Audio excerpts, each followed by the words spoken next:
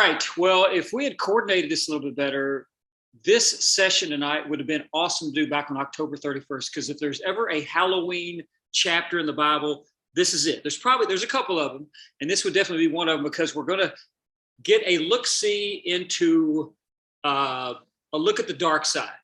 We're going to get a glimpse of the unseen world. We operate in the seen world, things we can taste, touch, smell, see, but there's also an unseen world, and it gets a little weird. It's a little bizarre when you start looking behind the veil, so to speak. But I don't know why that really is, because you think about it. We access this invisible thing called Wi-Fi and the internet, where we connect our phones to a satellite up in space, or we save all of our documents in this cloud that we can't see. That's kind of weird when you think about it. And for over 100 years, you've been able to take this box with a metal antenna and get this invisible radio wave and hear somebody speaking from 1,000 miles away, right? So we operate kind of in this unseen world, but this is a little bit different. This is the spirit world.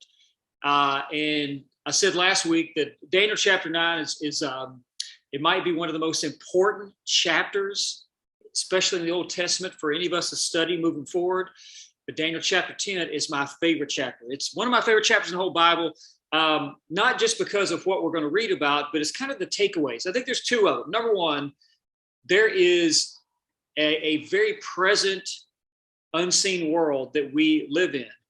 But second, one of the big takeaways I hope you get from this, if you really study what we're going to talk about tonight, and you think about it, you marinate on it, it should change the way you view prayer forever. Because if you ever think about, like, maybe when you're in the heat of battle or something like that, and you really call out for the Lord for peace, and he gives it to you immediately. But some prayers take a little bit longer. Some prayers months, years. Why is that? Well, you'd all mark it up to the will of God, right? But there's so much more to that. And Daniel chapter 10 opens up this whole box of, like, it's a perspective of what happens when we pray here.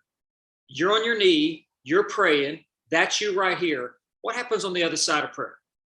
What's actually going on in heaven at that moment while you're praying? So we get a chance to kind of look at that, and it's very unique. So let's jump into it. This is the verse of the Bible that would define Daniel chapter 10. It's in the New Testament. It's Ephesians 6:12. Sure, you heard it before. For our struggle is not against flesh and blood. What does that mean? Our struggle in life, whatever you battle against, it's not your coworker, it's not your boss, it's not the mayor, the governor, the president, Supreme Court, foreign authorities and dignitaries. It's not them. It's not your neighbor. We wrestle not against flesh and blood, but against the rulers, against the authorities, against the cosmic powers of this present darkness, against the spiritual forces of wickedness in the heavenly places. Sure, you probably heard that before, but this chapter, we're going to get a chance to really see that up close and personal, and kind of what that means for us. If our struggle is not against the people that we see, but someone's behind the scene that is from the unseen world, what does that really mean? And what is our battle? And by the way, this verse, these rulers, authorities, cosmic powers, we're going to look at what that really means and kind of talk about that, hopefully. This is all about Daniel chapter 10. It's a really short chapter.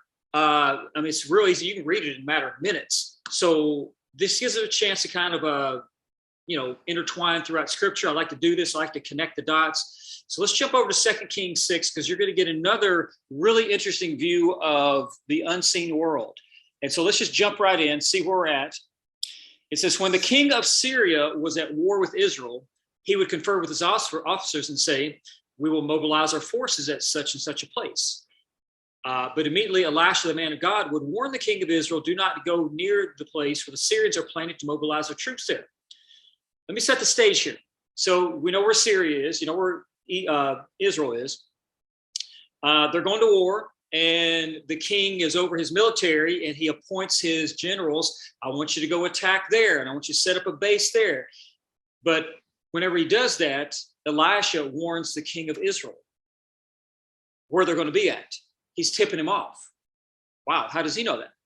Here's what it says. And by the way, Elisha, the man of God, during this period of time, there are two big prophets, Elijah, Elisha.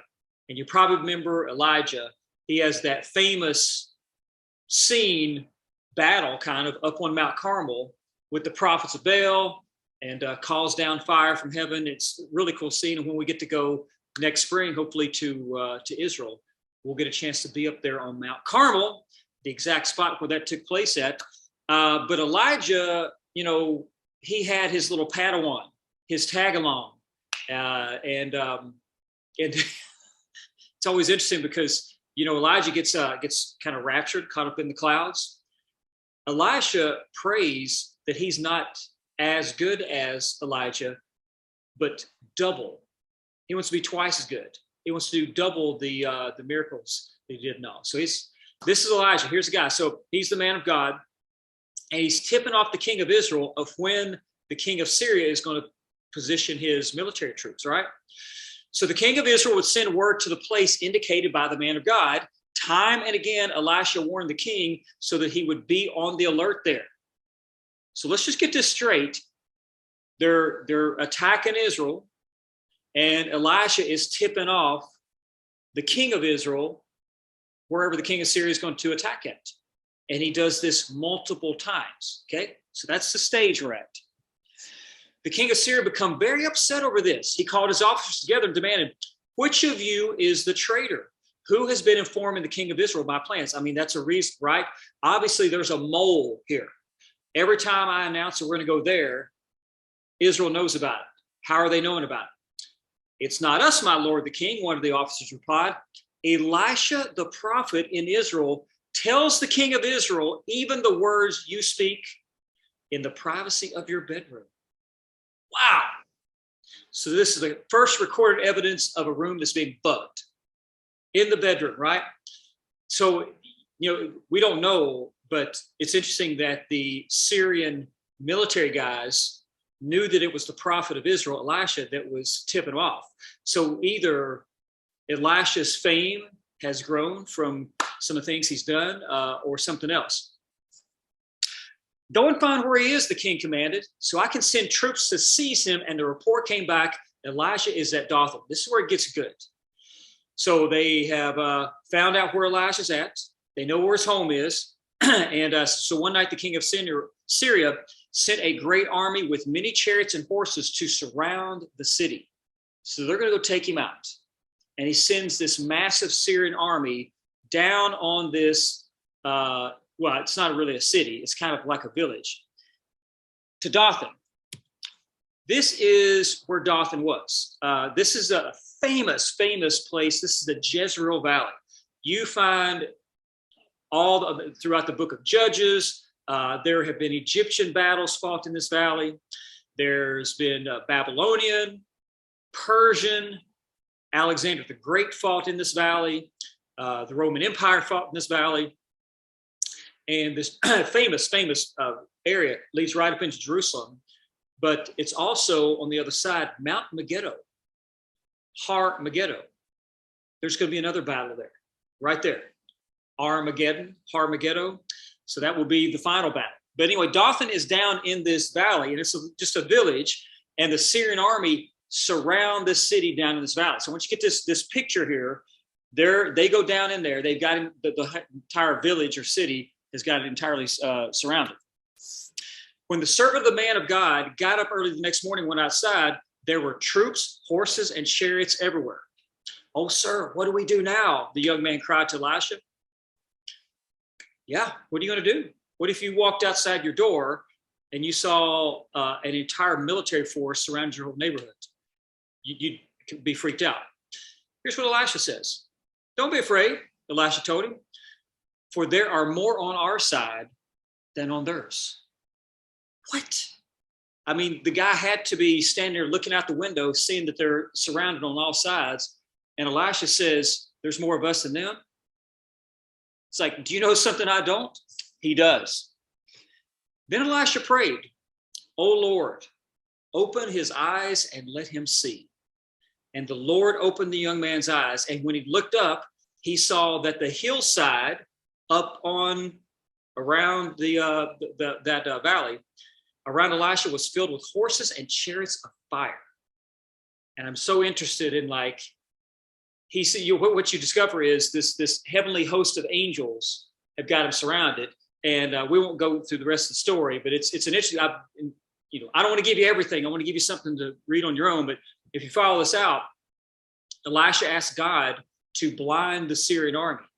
And I don't know if it's a full-on blindness or if it's a partial blindness, but Elisha basically goes out and says, hey guys, you're in the wrong place, but I'll take you to where you want to go. And he takes them into Samaria, and then he asks God to unblind them. And when they can see, they realize they're in foreign territory and they freak out and all. So real cool story. Go read it. But I'm always interested in, he apparently, so this earthly military had surrounded him, but this heavenly army was up on the hillside. And the young man couldn't see it until God opened his eyes. And he got a chance to see behind the veil, the unseen world. And it's interesting when you think about, like, Elijah is describing chariots, which they had, the Syrian chariots, but he's describing chariots of fire. And what is that, right? Chariots of fire. This, could be, who knows, spaceships. We don't know. Interesting. So that's a glimpse of the unseen world there. So let's take that in context. And Daniel 10 is going to give us another look at it. A pretty ominous picture that I chose for this one. I'm not sure that's exactly what angels look like, but we're going to see an angelic battle of what's going on spiritually behind the scene. So let's start here, verse 1. In the third year of Cyrus, the king of Persia, a revelation was given to Daniel, who was called Belteshazzar. Its message was true, and it concerned a great war. The understanding of the message came to him in a vision. Now, he says this is the third year of Cyrus. Get a little context here. You remember way back in chapter 1 when we first started this, he was a 14-year-old kid who got kidnapped when Babylon came in and took over a city, takes him back to Babylon, right? And in chapter 1, you get that scene where he basically goes on a 10-day fast to prove himself, and he impresses the king. And he talks about how he basically worked for the king. They were in this academic program, him and his three buddies, and that he went all the way through, I guess he worked or whatever, all the way through the first year of Cyrus the king. Basically, that's his way of saying that he made it all the way through the 7-year Babylonian Empire and into the first year of Cyrus, the king of Persia. He survived into the Persian Empire. This is the third year. And a lot of Bible scholars believe that this is basically Daniel's way of saying that it's now the third year. He's basically been in retirement. He was given like his professional career, which started there when he was a teenager, all the way to the first year of Cyrus. And now he's been out of office or in retirement or something like that for this the third year. And he's going to get a revelation. And what's interesting about this right here, and I want to encourage you, we're going to cover chapter 11 next week, and then we'll wrap up all of Daniel in 2 weeks with chapter 12. But keep in mind, chapters and verses, that is a man-made thing. That's not a God thing. The Bible didn't come in chapters and verses.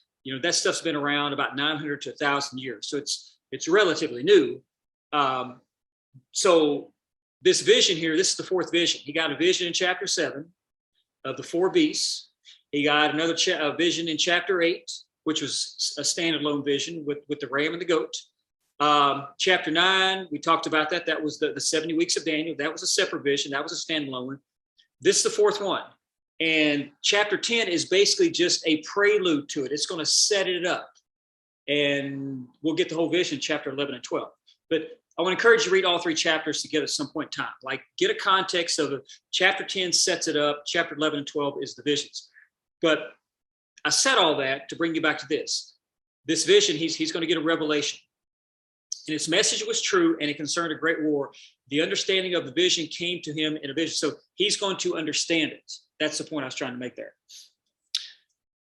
So this is the third year, probably around 536, 535 BC. Remember, his captivity began way back in 605. And so he's been here 7 years. And this is the 7th year of it, right? Everything is set up like that. At that time, I, Daniel, mourned for 3 weeks. I ate no choice food, no meat or wine touched my lips, and I used no lotions at all until the 3 weeks were over. We don't know why he's in mourning. It doesn't say. Daniel doesn't describe it, but there's a couple possibilities. So mention that this is the 3rd year of Cyrus. In the 1st year of Cyrus is when he came in and he sent all the Jews back to Jerusalem to rebuild the temple. He sent them back there, and Daniel didn't go. We're not sure why he didn't go, but it shows that he's still here in Persia. He didn't go back to Jerusalem, which is interesting because nobody has prayed more for that city and for that nation than Daniel for 70 years. This guy's been a prayer warrior, and he's prayed for it so much, more so than anyone else, and yet he didn't go back. And it kind of, Daniel's probably about 90. Possibly he's too old to travel back. Maybe he's sick. This is nearing the end of his life right here. So for whatever reason, it's 2 years later, and he didn't go back with them. One possibility is that, if you read the book of Ezra, there's a couple of books that kind of connect with this, is Ezra and Nehemiah. But the book of Ezra went back with them, and he's there, overseeing all that. But when you read the book of Ezra, you realize that these people were very, I don't want to say uninterested, but not their interest wasn't really in rebuilding God's temple. It was in building their own homes. They were more interested in starting their lives back in Israel. And so not much is getting done. Plus, they had problems going back in there because, essentially the Palestinians are there. They went back, and there's people already in their land, and they're sabotaging everything. And you read about Nehemiah, they weren't all that jazzed up about rebuilding the temple. So he could be getting some feedback about, hey, man, gosh, I prayed for these people for 7 years. It was his desire to see the city rebuilt, to see the temple rebuilt, and now it's just not happening. So that could be what some of the reports are starting to come back now, and he's mourning it. Also notice that Daniel's having a fast, but it's not a full-on fast. There's different kinds of fasts, and the no choice foods, basically you translate that as pastries, sweets, things like that. He's not going to eat any meat, no wine. So basically he's eating vegetables, vegetarian diet.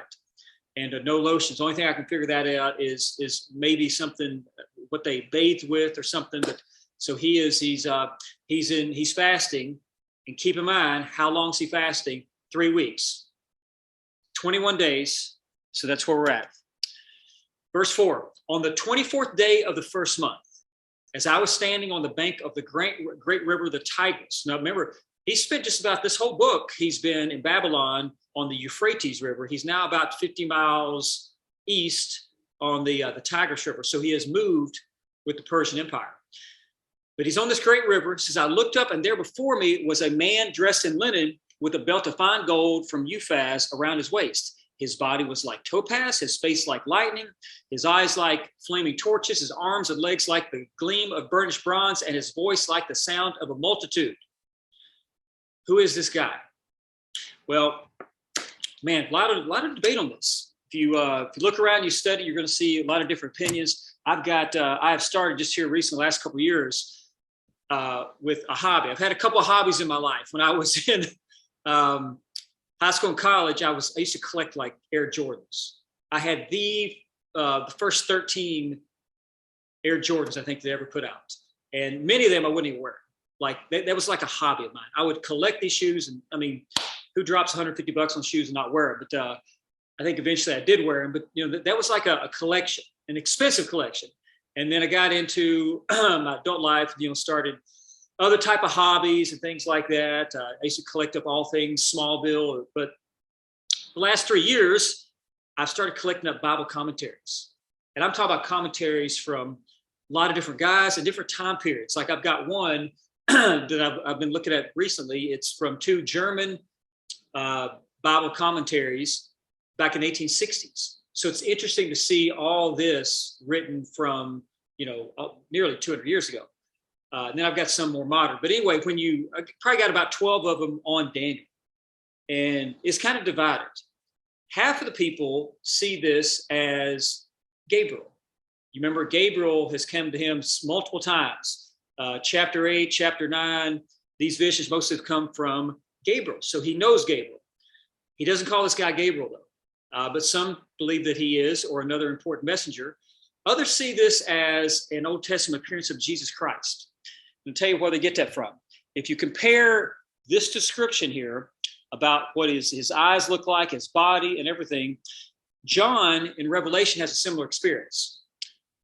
And he's also around 90 years old. He's also in retirement, so to speak. He's on the island of Patmos. And he has an interesting experience like this. And let's just read it.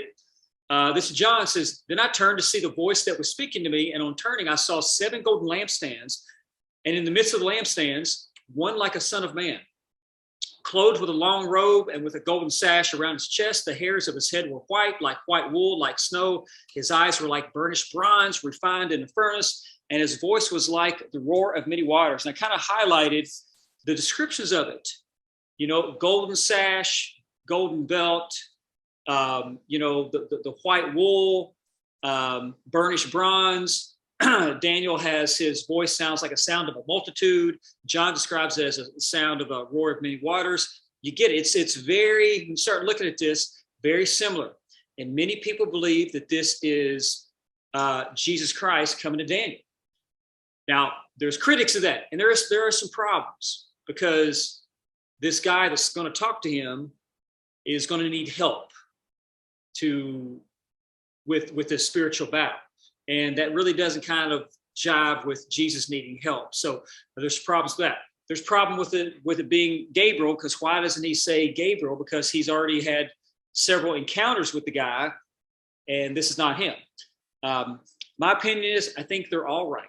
I think this is Jesus Christ, but I think there's also other people with him, because when we get to chapter 12, what a lot of people forget is one of the heavenly beings is going to ask the other one, how much longer will this last? So there's apparently more than one here. And I think we'll see that here in just a little bit. Plus, Jeremiah 29. Remember, this is what Daniel in chapter 9 was studying. He was doing a Bible study on Jeremiah, realizing that, hey, on the 7th year, we're going to go back home. And so but here's what Jeremiah 29 says. It says, for this says the Lord, thus says the Lord, when 7 years have been completed for Babylon, I will visit you. I will visit you. Well, the 7 years is up, and this apparently is the Lord visiting Daniel. So, I mean, I'm not going to make a case whether it's Jesus or Gabriel, but it's a major player, whoever it is, and probably more than one. I will visit you and fulfill my good word to you to bring you back to this place. For I know the plans that I have for you, declares the Lord, plans for good and not for calamity, to give you a future and hope. So it's a famous passage in Jeremiah. A lot of people recognize that. The verse before is this promise that after 7 years, I will visit you. Okay, verse 7. I, Daniel, was the only one who saw the vision. Those who were with me did not see it, but such terror overwhelmed them that they fled and hid themselves. When you think about this, here's Daniel. He's on this river. He sees a vision, but apparently the people he was with, so he's not alone, they didn't see it, but something happened that freaked them out. Do you remember Paul? He was actually Saul at the time, on the road to Damascus. Jesus speaks to him, and Saul hears him. He hears Jesus. He communicates with him, but the people around Saul didn't hear the voice. They couldn't make out the voice. They heard thunder or rumbling or something. But in both cases, it freaks out the people. The people there apparently are aware that something's going on, but they can't, they're not privileged to the actual communication. But it's something's happening, and they recognize it. And it freaks them out, and they run for the hills. So I was left alone. Good friends, right? They left him behind. So I was left alone, gazing at this great vision. I had no strength left. My face turned deathly pale, and I was helpless. Then I heard him speaking, and as I listened to him, I fell into a deep sleep, my face to the ground. It's almost like Adam being put in that deep sleep when God took the rib. A hand touched me and set me trembling on my hands and knees. Now, this is where a lot of people believe that this is a different person, that there was Jesus, but then this is another one of the messengers, angels, whoever it was, that touched it, trembling his hands and knees. He said, Daniel, a man greatly beloved, consider carefully the words I'm about to speak to you and stand up, for I have now been sent to you. And when he said this to me, I stood up trembling. So this person here was sent to give him a message. And notice that he's referenced this, Daniel, a man greatly beloved. He is described as greatly beloved multiple times. He's considered the prophet that God loved. And man, just got to keep in mind, I've already compared Daniel's experience to John's experience. What was John known as in the New Testament? The disciple that Jesus loved. Daniel was the prophet that God loved. And both of those, what they have in common, Daniel and John both get the end times prophecy, the apocalypse, the second coming prophecy. When you think back to even Abraham, God says, is not Abraham my friend? Should I not tell him what I'm going to do? So it seems like the closer relationship you have with the Lord, the more understanding that you are given. And these two guys were. Then he continued, do not be afraid, Daniel, since the first day that you set your mind to gain understanding and to humble yourself before your God, your words were heard, and I've come in response to them. Wait. If you just read through that and it didn't kind of blow you away, you're not reading it close enough. Think about this. He tells him not to be afraid. What's he tell him? Since the first day you set your mind to gain understanding and to humble yourself before your God, your words were heard. The first day, when he started praying and he started fasting, his words were heard. Well, when was that? Well, that was back on April 3rd. It's now April 24th. He prayed and fasted for 3 weeks, for 21 days. Your words were heard on day one. A command was given when he started praying. April 3rd, this is, by the way, the biblical or Levitical New Year. There's a calendar. They don't, the Bible doesn't follow our January New Year. It's there was a whole system, and this is the scriptural New Year that they followed. So it's the first day that this is like his New Year fast, and it started on April 3rd, and for 3 weeks he's prayed. This messenger, this angel, whoever this is, just now comes to him after 3 weeks. What happened? Did he get lost? Lose a map? Couldn't GPS it? I mean, that's amazing, right? 3 weeks. How far is it from heaven? I mean, it can't be, right? I mean, you go back to chapter 9. What happened? Daniel starts praying in chapter 9, around verse 3 or 4. By the time you get to verse 19, he interrupts the prayer. Gabriel does. So it took him just a matter of minutes to get there. This time it took 3 weeks. What's going on here? Here's where we get it. Verse 13. This is this messenger speaking. But the prince of the Persian kingdom resisted me 21 days. What? The prince of Persian kingdom? Then Michael, one of the chief princes, came to help me because I was detained there with the king of Persia. Man, if this is not blowing you away, you're not getting the concept here. This angel was given a command on day one, go give this vision, this message to Daniel. This prince of the Persian kingdom, whoever this is blocking him from coming to Daniel. He's resisting him. He's blocking him. And then Michael, one of the archangels, has to come and help him. And we're going to learn more. It gets crazier. So who is this prince of the Persian kingdom? Now, depending on your translation, it may be translated spirit prince of the Persian kingdom. What it speaks to is not Cyrus, the Persian king, but apparently some type of spirit force that's over the Persian kingdom that's blocking this heavenly being from coming to Daniel. And Michael, the archangel, the super angel, we'll talk about him in a second, he has to help him out. Translated sometimes as spirit prince, depending on translation. And it's similar to what is also found in Isaiah 14, Ezekiel 28. We're going to look at these two passages, but in both cases, it's a letter written to the king of Babylon in one case, but then it talks about the spirit prince behind the throne, the power behind the throne, the unseen world. We'll get to that. Now, check this out. Now I've come to explain to you what will happen to your people in the future. Remember, Daniel's people is the Jews, and he's going to explain to him what's going to happen to them in the future, for the vision concerns a time yet to come. This is a future vision, and he's going to explain to him. And chapter 11 and 12 will focus on this long span of time. It's a long period of time that he's going to talk to him about. He's going to tell him about what's happening in the next couple hundred years in front of Daniel, but it's also going to go beyond our time and into the second coming. So it's going to be a whole long period of time, from Daniel's time all the way to Christ's second coming. While he was saying this to me, I bowed with my face toward the ground and was speechless. Then one who looked like a man touched my lips, and I opened my mouth and began to speak. And I said to the one standing before me, I am overcome with anguish because of the vision, my Lord, and I feel very weak.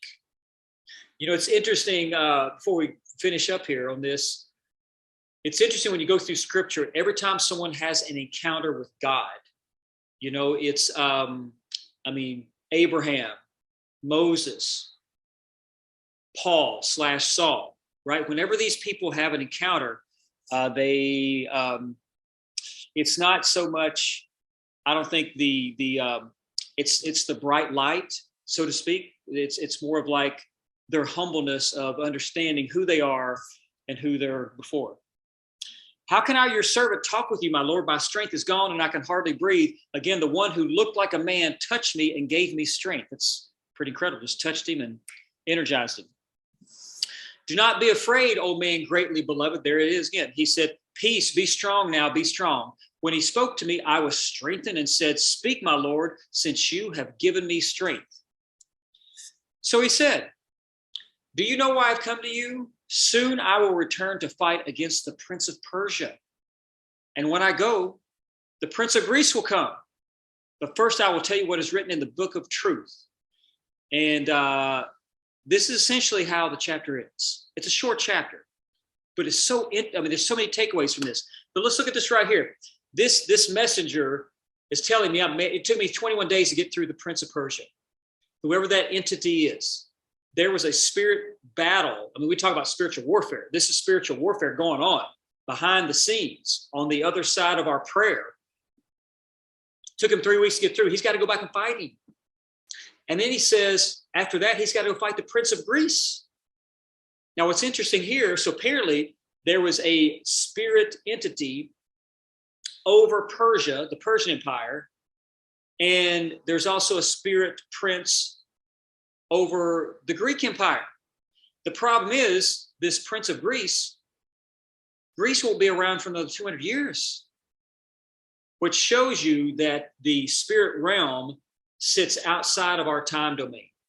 You know, I always like to say that the Bible is written from outside of time and space. It writes the end from the beginning because it stands outside of time. And so these entities apparently are geographical. And but look what he tells him. I'm going to tell you what's written in the book of truth. That final verse there, no one supports me against them except Michael, your prince. Depending on your translation, that verse sometimes is chapter 11, verse 1. Some put it at the end of chapter 10, some put it at the end of, or the beginning of chapter 11. Okay, lot of stuff here. This prince of Greece, apparently there are entities over these different locations. We're going to talk more about this, and we're going to talk about that. Let's get into this. We're dealing with the supernatural, the spirit world, angels, which really is an untranslated word. It's transliterated. It comes from angelos, but it is which just means messenger, right? We're going to look at what do we know about angels throughout the Bible, not what we read about or see on TV, but what does Scripture tell us about these angels? It tells us quite a bit, actually. Number one, we know they're created. Of course, in Ephesians, tell you what, let's dive to the Bible. We finished up pretty quick with the chapter. Let's go through a couple of verses here just on looking at angels, and let's turn to Ephesians chapter 1. All right, Ephesians chapter 1, and let's jump down to verse 20. Man, you know, with Paul, sometimes his sentences can go on for chapters, so it's hard to find a place to jump in at. Let's jump down to verse 20. It says, the power is the same as the mighty strength he exerted when he raised Christ from the dead and seated him at his right hand in the heavenly realms, far above all rule and authority and power and dominion and every name that is invoked, not only in the present age, but also in the one to come. You see that rule and authority and power and dominion kind of seems like what we saw in Ephesians 6:12 too.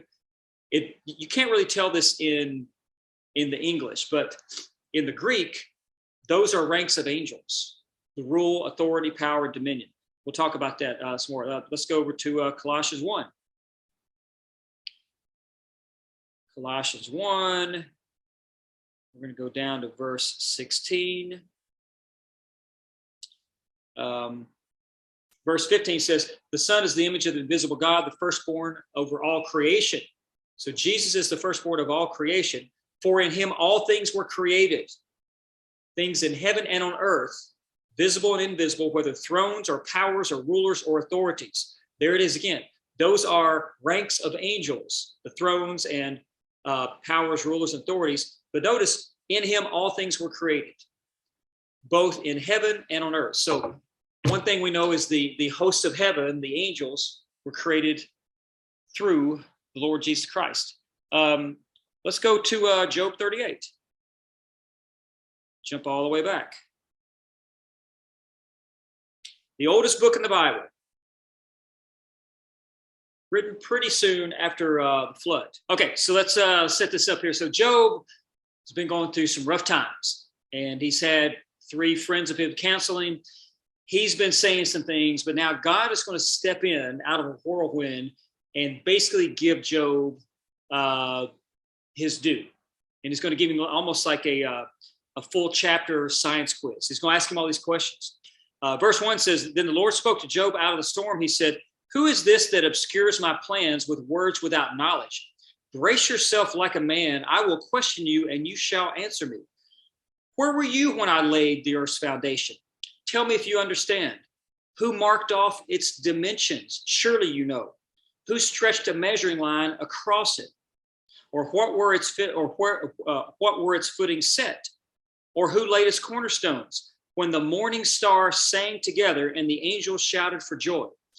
He's describing he created the universe, everything, right? The earth, moon, the stars, the sun. But the key there, verse 7 says, the morning stars sang together and the angels shouted for joy. The angels were already there when God created the world. So that's one way we know that Satan was in existence prior to the whole, formation of the universe, and they cheered on creation. Let's go over to let's go to 2 Corinthians. 2 Corinthians 5:2. We'll look at a couple. These are just some, you can trace angels all the way through Scripture. I just thought these would be pretty interesting for us to look at. Verse 2 says, meanwhile we groan, longing to be clothed instead of with our heavenly dwelling, because when we are clothed, we will not be found naked. It talks about in this passage about how we aspire to have the bodies of angels versus this earthly body. So we know a couple things. A, they're created. They cheered on creation. They have bodies. That oikoterion is what that means. And I got to show you at least one or two more. Jump over to Jude. Okay, and let's drop down right here. Okay, so let me set this up. So Job is writing about not to criticize and bash leaders behind their back. That's basically the gist of it. You got people in authority over you. Don't be talking bad about them. And so that's kind of what this is all about. And he says in verse 9, he uses a crazy example to get his point across. He says, But even the Archangel Michael, we talked about him, right? Even the Archangel Michael, when he was disputing with the devil about the body of Moses, did not himself dare to condemn him for slander, but said, "The Lord rebuke you."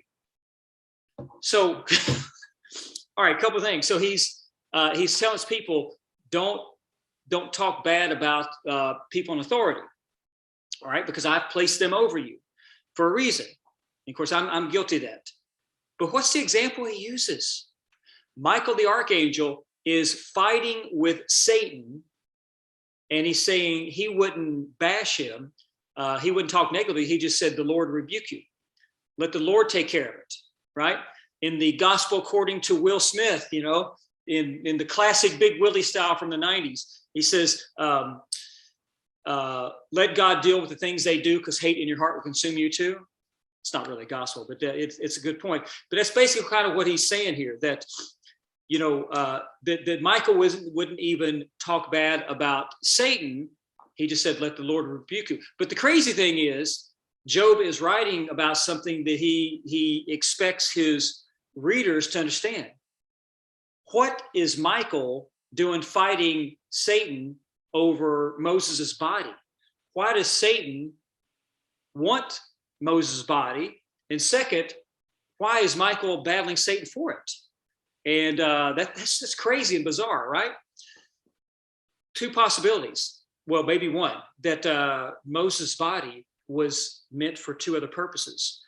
Matthew 17, the transfiguration, and in the future, Revelation chapter 11, the two witnesses. So that's a possibility.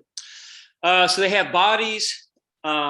Hebrews 13:12. We got to, or 13:2, I should say. We got to look at this one, because this is something that's almost as mind-blowing as Michael fighting Satan for Moses' body. Okay, Hebrews 13:2. Verse 1 says, "Keep on loving one another as brothers and sisters. Do not forget to show hospitality to strangers, for by doing so, some people have shown hospitality to angels without even knowing it." I think sometimes it's translated to, "You have entertained angels unaware."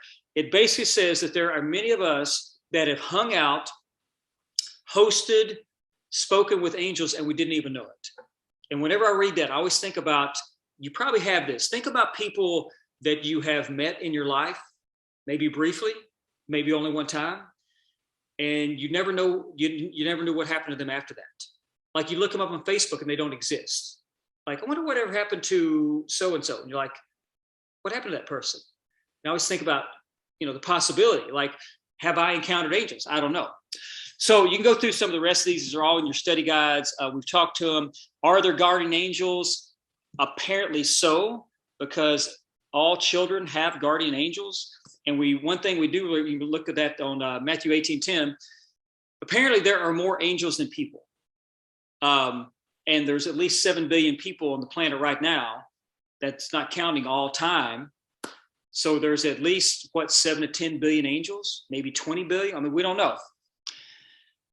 What else do we know about them? Well, we know they have a ministry. And I'll just run through this quickly, but they ministered to Jesus at his birth in Luke 2, at the temptation in Matthew 4, the transfiguration in Matthew 17, the agony in the garden in Luke 22, the resurrection in Luke 22, and the ascension in Acts 1, and his return in Matthew 13 and 24. So there are ministerial aspects to angels. What else do we know? That there are ranks of angels. I'm not going to take time to go through all this. You can do a study of it. I can't give you everything. I got to give you something to study on your own, but there's ranks of angels. And the principalities, power, and dominion in Ephesians 1 talks about that. That's the ranks of it. It's also thrones and dominions, or rulers or authorities. Those are also ranks that you'll find in Colossians 1. And we know that there's one classification called the morning stars that we read about in Job 38. And there's also another type of classifications of angels. And you've probably heard this before: cherubim and seraphim. What about the, where's it at? Well, I guess I left it off there. But a fourth one would be the cherub in Genesis 3. Remember, after Adam and Eve sinned, they were cast out of the garden. A cherub was placed there, or cherubim. Can't remember if it's cherub or cherubim. Cherubim is plural. was placed there to guard the way to the tree of life. Now, you'll discover that a cherub is a super angel. Like, this is what Satan was. This is the super angels. It wouldn't have took a super angel to keep out Adam and Eve, right? Like, it's a little bit of overkill. You use a super angel to keep out another super angel. So one of the implications, and no one knows, but it could have been not just to prevent Adam and Eve, but also to keep out Satan. So different classifications. You do a whole interesting study on that. Speaking of the super angels, also known as the archangels, you got, we know about at least 3 of them. We got Michael. Michael, if you Old Testament, New Testament, Michael always shows up in a time of battle. He is a warrior, and he seems to be a warrior for a particular group, and that is the nation of Israel. He stands up for the Jews, for his people. Doesn't seem to battle anybody else. He doesn't seem to be battling for anyone else, but he also seems to be battling Satan quite a bit. Revelation chapter 12, Michael will show up. If we had time, we would read that, but it's Michael versus the dragon. Gabriel, another super angel, always shows up. I call him the press agent for Jesus because he's always delivering a message about the Lord or the coming of the Lord. You know, Gabriel, he's shown up twice to Daniel. He will show up to Mary to deliver the news that she's going to have the Messiah. He'll show up at Zechariah. So Gabriel's always making an announcement. And then the third guy is somebody that got himself into a lot of trouble. And that's where I put it, at the cherub of Genesis 3. So that's another one of the super angels. So look at a couple things about Satan. So we get some background information on. Here was the fall of Satan. You read it in Isaiah 14. It says, how you have fallen from heaven, morning star, son of the dawn. You have been cast down to the earth. You who once laid low the nations. You said in your heart, I will ascend to the heavens. I will raise my throne above the stars of God. I will sit enthroned on the mount of assembly, on the utmost heights of Mount Zaphon. I will ascend above the tops of the clouds. I will make myself like the Most High. I will, I will, I will. Those are the 5 I wills of Satan. And that's what got him in trouble. You can read about more of that in Isaiah 14, but here's another one, Ezekiel 28. The career of Satan. These 2 are easy to remember, Isaiah 14, Ezekiel 28. And we're not going to take time to break this down, but in both cases, Ezekiel and Isaiah are writing letters to a king, an earthly king, but in the process, it starts off with the earthly king, take like the king of Babylon, but then it shifts to the power behind Babylon, kind of what we're talking about in Daniel 10. Here's what it says. You are the seal of perfection, full of wisdom and perfect in beauty. So Satan, Lucifer, was beautiful, not in some type of red suit with a pitchfork, not ugly, right? Beautiful. And he got corrupted because of his beauty. And you think about just in our world, it's hard to find people that are so beautiful that don't struggle in life. They become corrupted, right? It's difficult. I mean, like you look at anybody, whether it's these kids that are mega talented, super talented in music at age 12, and all the music industry descends on that kid, or that 12 or 13-year-old boy or girl that they see as a potential model. So the world descends on them because of their beauty or their athletic ability or their musical talent. And, talent is a good thing, but boy, sometimes it's very easy to corrupt. It says, you were in Eden, the garden of God. Every precious stone adorns you. Carnelian, chrysolite, and emerald, topaz, onyx, and jasper, lapis, lazuli, turquoise, and beryl. These are all, by the way, these names, it's types of light because Satan was clothed in light. Your settings and mountings were made of gold. On the day you were created, they were prepared. You were anointed as a guardian cherub. So he's not just a super angel, but he's a guardian cherub. For so I ordained you.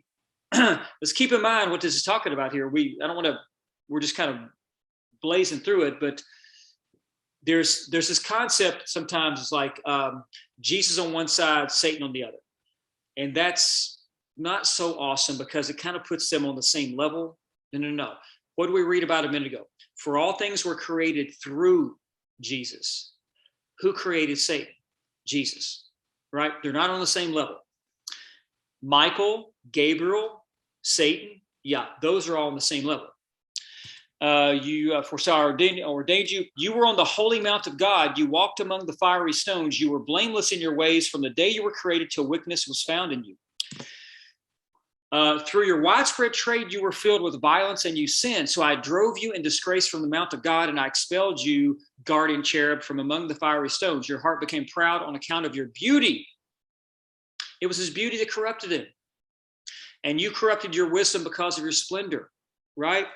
You became proud on account of your beauty. So think about just our modern world. It's so hard to understand. You know, when we look up and we read about that in Revelation 12, that it wasn't just Satan that fell, but a third of the angels sided with him. They, I'm just going to guess, idolized him.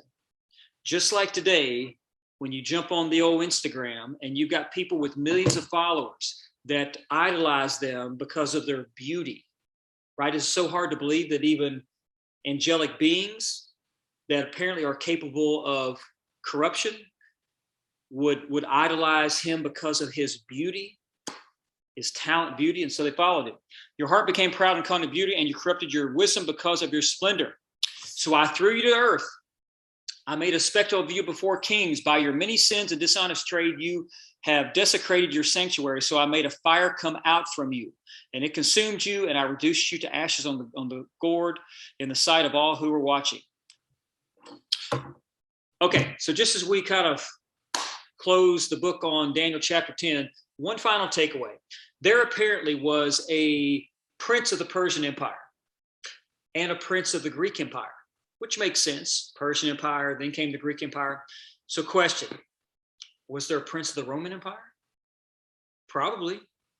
So next question, is there a prince of the United States or a prince of Washington, D.C.? We don't know, but it sure seems like that. We do know that these fallen angels, these entities, they have location, they're geographical, and I tend to believe that, you know, the people that we think that are pulling the strings in our country, and they think they're pulling the strings, they're actually having their strings pulled. It's the power behind it. And we need to see that it's not, our battle is not the Supreme Court or leaders or Bill Gates or Elon Musk or Emmanuel Macron or Putin. It's not that. There is a spiritual warfare, and we are like Elijah's servant standing there, seeing the Syrian army surrounded us, thinking, wow, we're in trouble because that's our enemy and they've got us cornered. And Elijah's standing there saying, there's more of us than them. Lord, open his eyes. And we need to have our eyes open.